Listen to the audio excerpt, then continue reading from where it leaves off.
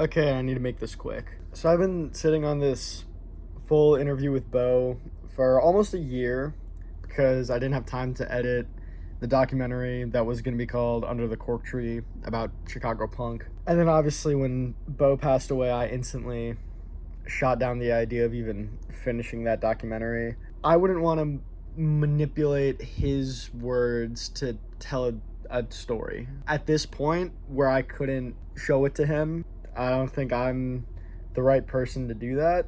I still want to get this interview out there because having seen so much love and outpouring for Bo since then, I just want to share this interview. A lot of good nuggets about Chicago punk and music and life in general. It does get a little dark at times with, where we are now. And that's something I want to emphasize. This isn't me trying to clickbait or get views. I would hate to restart the grieving process for his close friends and family. That's something I don't want to do. I just want to share this with people. Give the world another thing to remember him by. I cut out most of the ums and ahs and anything he asked to cut out, but for the most part, it's what I'm doing right now. It's Bo talking into my cell phone.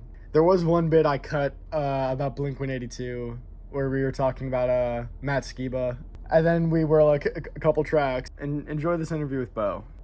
Rest in peace, brother. There we go. Woo! Big pop, yeah. I'm Bo. I play guitar in a band called Harm's Way from Chicago. And I am, do I talk about HardLore? You can mention it. And I do a podcast called HardLore as well. Like most people, I had an old head, and it just so happens to be the drummer from Harm's Way. He and I went to the same grade school.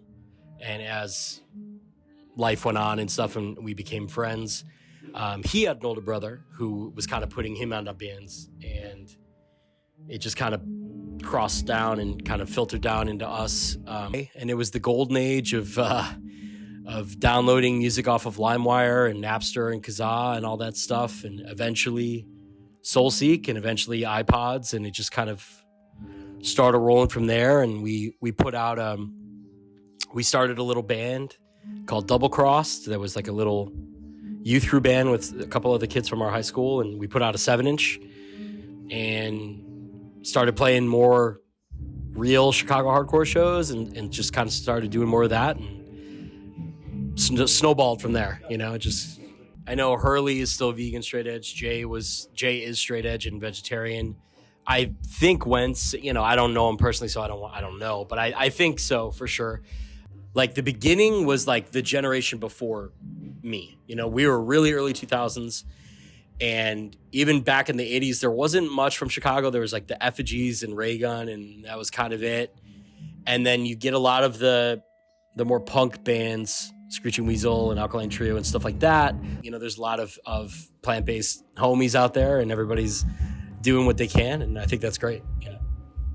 Yeah, so there was a show at the Darien Sportsplex in Darien, Illinois, which would be like kind of pivotal. It's like 45 minutes from Chicago. And this place, there was a fest that would happen every year called The Heist, which kind of turned into The Rumble. Shane Merrill, the same guy, Shane from The Killer, booked both. And The Heist was there this particular year. But before that, there was a show. It was a Chicago band called Time to Die. And then a band from Boston who were originally called Impact and then changed their name to Stand and Fight. They had the infamous Edge hoodie. Oh, yeah. Like, it was them. They were the first ones with Edge. It said Stand and Fight or Impact on the sleeve. It was Wrench from 10 Yard Fight's band after 10 Yard Fight broke up. They started Stand and Fight, and they had a demo out, and they were playing. So we went. It was me and Chris and two of our other friends went. I couldn't even drive yet. I was either 14 or 15. And I saw a lot of people for the first time there. Definitely saw James. He was wearing a gray Warzone shirt with an iron cross that said Lower East Side on it. Like he's wearing khaki shorts and probably Air Max 95s. Like I can visualize it. Was he already like a Yeah, he was dealt a very generous genetic hand, and then also because of that knew to take advantage of it and started weightlifting when he was young in his teens. So he was pretty fit. He was probably 18 or 19 at the time. I didn't meet him. I just remember seeing him, but we met Caution because Caution was a little bit of a scene celebrity. He had been in Proceed with Caution, where the name comes from, and Hostage Situation and Plan of Attack and Sidewalk. So he was very, he was active. He was a bit older. I think he's like 4 or 5 years older than me. So, you're talking about the difference between a 14-year-old and like a 18, 19-year-old. It's pretty significant. And one thing I could say that I think is really beautiful about the Chicago hardcore scene, and I mean this with my full heart, and I try to take it with me being an older guy now. I'll be 38 this year. So this is, 20 years of me trying to remember this, 20 plus years. We were so welcomed so quickly with absolute open arms. There was zero bullshit. There was no prove yourself, young kid bullshit. Double Cross would play, the old heads would mosh. We would cover 10-yard fight. We would cover Chain of Strength or something, and everyone would be like, oh, respect. And it was really cool. We were treated very, very well. And Caution was probably the first example of that. We met him at this show, and he was just immediately like, what's up? You're doing this band? That's awesome. I'm doing this band. Check out our demo. Here's this. Here's my screen name. AIM was like the only way people spoke. ChicagoHardcore.net was a big deal. It was a good way to find out about new music and specifically to find out about shows. And 100% the reason I ever knew about shows at DePaul or anything like that was because there would be a flyer posted, a lot of which I still have. I have the actual flyers of them because everything at that time was Bridge 9. The Bridge 9 message board was like the centralized country nationwide message board where you could find out about everything. And then I think a lot of scenes had their own specific message boards that were pretty low run, pretty low rent, but were awesome. The DIY aspect of it, because I remember Double Cross. So Chris is very ambitious and always has been. And it was the day I got my license. I remember it. It was 2003.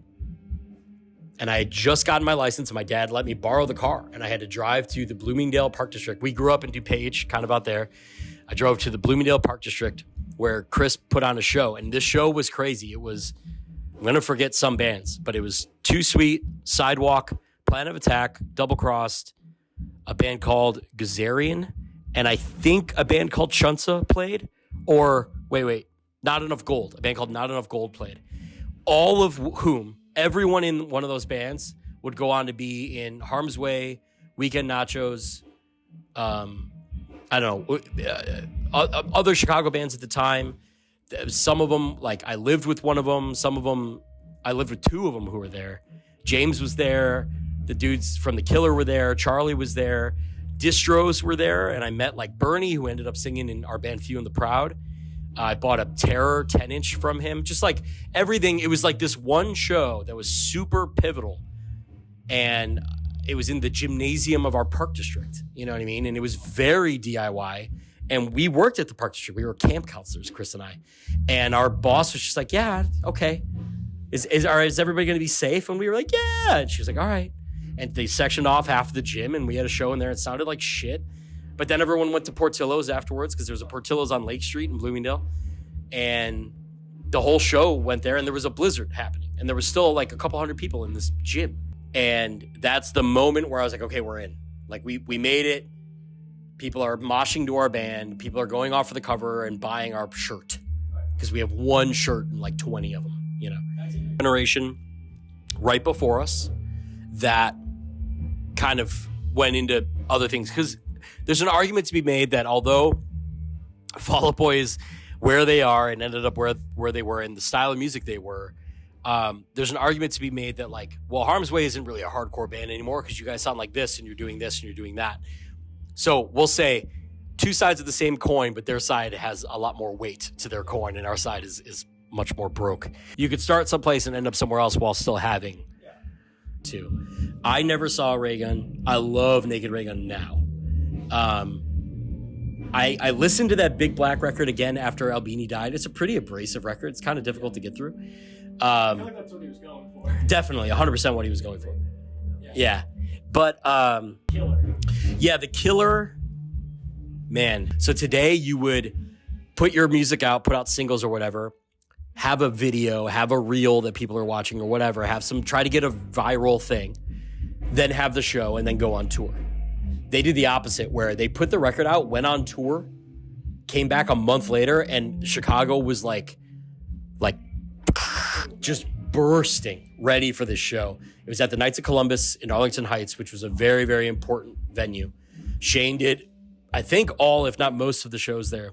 Shane from The Killer, who still does kickstand stuff. He does the Rumble here.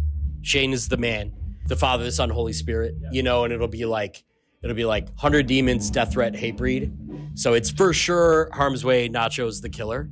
The Killer were just kind of the band that was like, hey, you can be heavy and you can have sing-along parts and you can be scary, but you could also have like emotional music. Like True Failure is a very emotional song.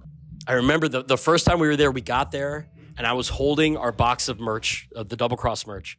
And I the only person I recognized in this whole room was Luke from The Killer. And I walked up to him and I was like, hey, do you know where we could get a table? And he just kind of looked at me and he was like, what band are you? And I said, oh, we're Double Cross. He said, you're from Chicago? I said, yeah, we're from the suburbs. And he went, did like this, pushed some other's band shit to the side and said, you can set up next to us. And again, that was a moment where it was like, we were so immediately embraced. And this was the singer from The Killer. This was the guy. This is a guy who I still look up to like an uncle to me.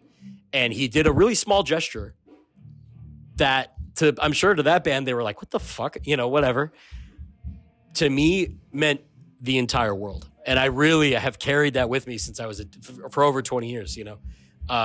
So The Killer, I cannot put enough emphasis on how important The Killer is to us and to me specifically. I almost entirely missed Alkaline Trio, who are another one of my favorite bands, but didn't because of Tony Hawk. I'm a huge proponent of hardcore not having almost anything to do with sound and everything to do with ethics and attitude and how you look at what you're doing. I don't think these indie bands, these Midwest emo bands who are going and playing literal basement shows and are playing like the most niche music to like some of the smallest audiences imaginable are out there to make a buck. They're just not, because you can't. So I think that is as punk rock and is, you know, in line with what the hardcore mentality is. I think if you could play a basement or you could play a big fest, but you're the same people, it's everything that this music should be is anti-major label, anti-mainstream, while being as inclusive as possible. And that sounds kind of counterintuitive, but it really isn't. And fine. You're going to DIY shows and you're giving money to bands who are speaking up about some of the bullshit that's going on in the world. Dope. That's all I fucking care about personally. For the city, I have a funny relationship with Alkaline Trio. I love that band. I love that band from, goddammit, kind of through Agony and Irony. Like, I really fuck with the majority of their discography. And then years later, I saw Trio they did 4 nights in a row at the Metro, so it must have been Thursday through Sunday, 2 records a day plus B-sides, and they worked out to in. So they did, I think, My Shame Is True and Goddammit, and then Maybe I'll Catch Fire and what is that one record? This Addiction, and then like From Here to Infirmary, and what, you know, they worked. So then the Good Morning Crimson Day, Fuego. One thing that's a struggle for me is when I'm home, I try to go to every show I can, period. Like especially because I live really close to the Sub T. There's a show at the Sub T, I go as often as I can, as long as I'm home and as long as I don't have anything pressing or whatever. But one thing that's very important to me is like, I cannot even pretend to take credit or pretend to be that involved in current Chicago hardcore, because I think it's bigger than it's ever been. There are people who put in so much work, Shane and Taylor and Onshit, and just people who are constantly pushing and doing stuff and who are constantly working for the city and for the scene. I think that's really important. And I want all credit to be on them. I think I've paid my dues and I think I've done what I was supposed to. And now, again, I'm old and it's difficult for me to get to every show. So I tried, like, I don't even try to be like, this is my scene. It's like, no, I'm kind of a visitor here. You know, this is it. One thing that I think is really important about hardcore is that it's such a youth thing. And I am no longer part of that youth. I'm an older guy, and I accept that. So I don't like to go into anything with the mentality of like, huh, like this is all because of me and my friends. It's like, well, no, motherfucker. You know, so of course I try not to, or I actively avoid having those thoughts. And I like to see what the youth are into. Like, oh, the Home Invasion set was good. Or, oh, you know, Karma's doing great. Hold My Own's doing great. I try to make sure I'm paying attention to what the youth are into. And as someone who's no longer part of the youth, like, you're kind of a tourist, and you need to kind of take a back seat and let the kids do what they want, because that's exactly what we did when we were 20 years younger. And that's going to keep happening. And when I'm in my 50s, I probably won't be that involved in shows at all. But the kids who are there now are going to be in my place, and I hope to God in 2040, whatever, there's another generation who are doing the exact same thing. And that's what I think is beautiful. It's all one big cycle. It's all one big thing, but it's all about youth, and it's nothing without kids. And that's the most important part. Yeah, and you know what it is? It's consensual expression of it's consensual physical expression. And that's a beautiful thing. You don't really get that in other. You have to be like playing a sport, or maybe cognitively playing online games like Call of Duty or something does that, maybe.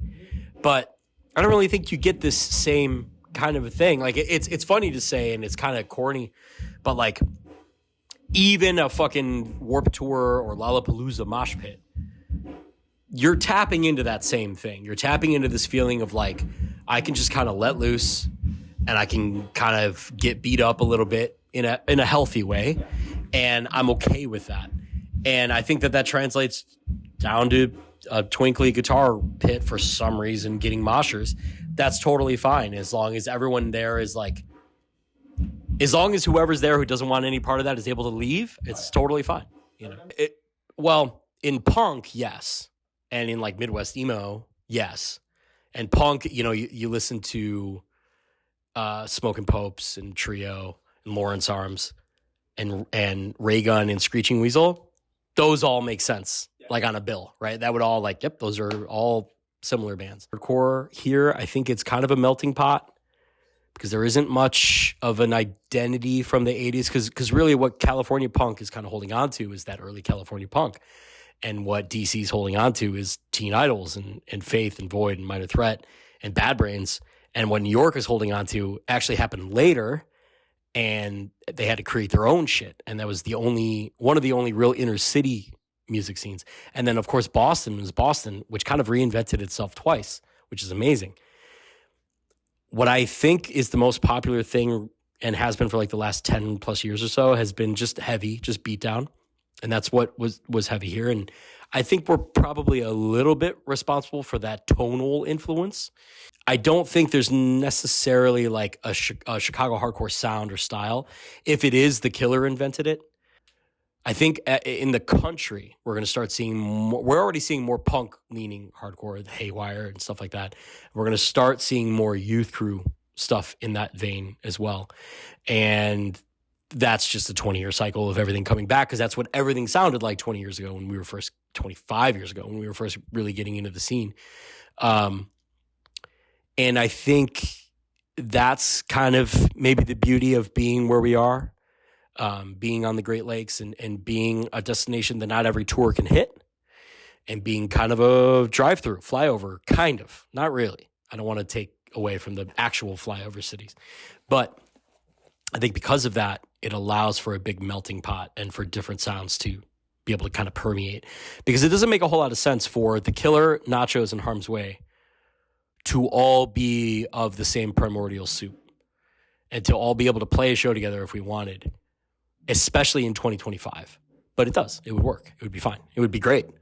But what I'm finding out about is like how big that world that I thought was really niche was. I saw Hot Mulligan open up for Jimmy Eat World and Fall Out Boy last year. Yeah. You know what I mean? Like in an arena. And those are all like, Hot Mulligan is a band that can be traced back to this community for sure. Everything kind of comes from punk rock, and everything kind of steals from punk rock one way or another.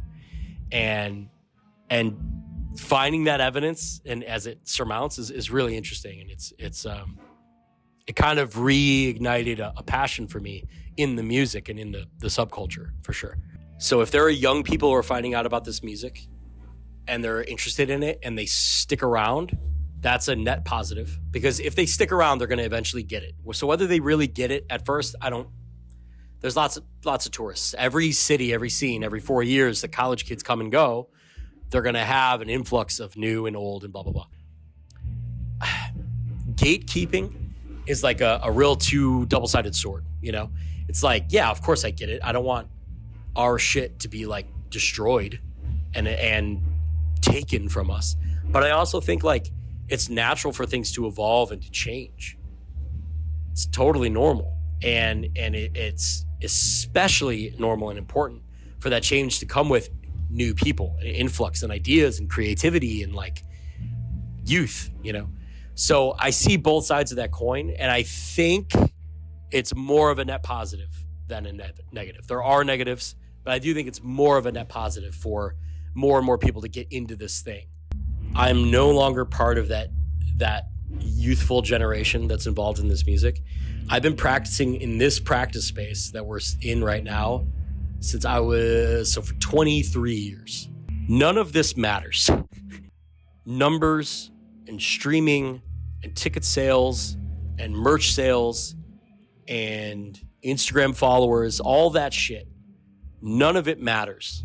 The only thing that matters is if people are listening and going and participating in the music. Listening to, going to, and participating in the music. That's what fucking matters. You've been looking forward to this 20-minute set, and all that matters is that you're there, you're up front, and you're participating in the way that you want to participate in. The more I go to shows now, the less I'm recognized, which is kind of nice, because it means that there's younger and younger people and new people getting involved, and that's beautiful. I just care that people are there to see the new bands and to participate in what is going on. And it makes me really happy to see that as I go to shows, people are getting younger, and the old heads like me, we're getting lesser and lesser because people move on and blah, blah, blah. And I think that that's a really, really beautiful, good thing. And it's nice. It's like the old guard. We can put the sword down and put the shield down and just like the kids are all right. Kids are all right. Yeah.